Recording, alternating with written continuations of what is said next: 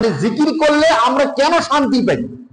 ওলামায়ে কেরামগণ বলেন জিকিরের সাথে আর রূহের সাথে গভীর একটা কালেকশন আছে, যার কারণে বান্দা যখন দিল দিয়ে ভালোবাসা এবং মুহাব্বতের সাথে আল্লাহর জিকির করে, দেখবেন আপনার দিল ঠান্ডা হয়ে যাবে।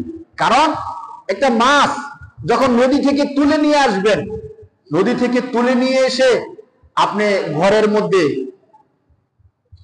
স্থলভাগের মধ্যে আপনি তাকে যত খাবার দেন, যত বাতাস করেন, যত শান্তিতে রাখেন, মাছ কি শান্তি পাবে ভাই? নাকি সে ছটফট করতেই থাকবে, লাফালাফি করতেই থাকবে? আপনি তাকে বাতাস করেন, ভালো ভালো সুস্বাদু খাবার দেন, থাকার জন্য সুন্দর একটা ঘর দেন, মাছ কি শান্তি পাবে?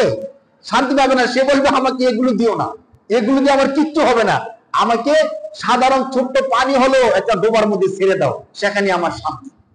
আমাকে তোমরা স্থলভাগে এনে যত শান্তি দাও, এই শান্তি আমার কোনো শান্তি না। ঠিক এই মাছকে পানির মধ্যে ছেড়ে দিলে সে আবার শান্তি পেয়ে যায়। এই রূহকে সৃষ্টি করছেন কে? একটু বলেন, রূহকে কে সৃষ্টি করছেন? আল্লাহ।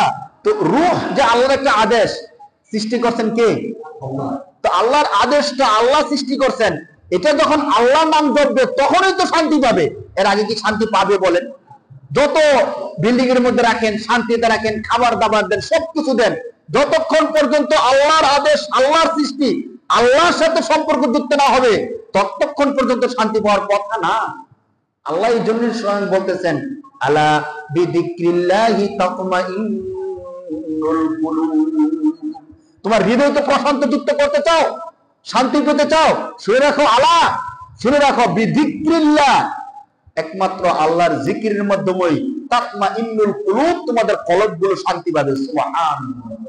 এজন্য আমরা বেশি বেশি দিল থেকে জিকির করতে হবে। রূহকে, রূহের খোরাক হলো আল্লাহর জিকির, শরীরের খোরাক হলো খাবার। আপনি যত ভালো খাবার খাবেন, পুষ্টি জাতীয়, শরীর ভালো থাকবে। আর যত বেশি জিকির করবেন তত আমাদের রূহ ভালো থাকবে। সুবহানাল্লাহ।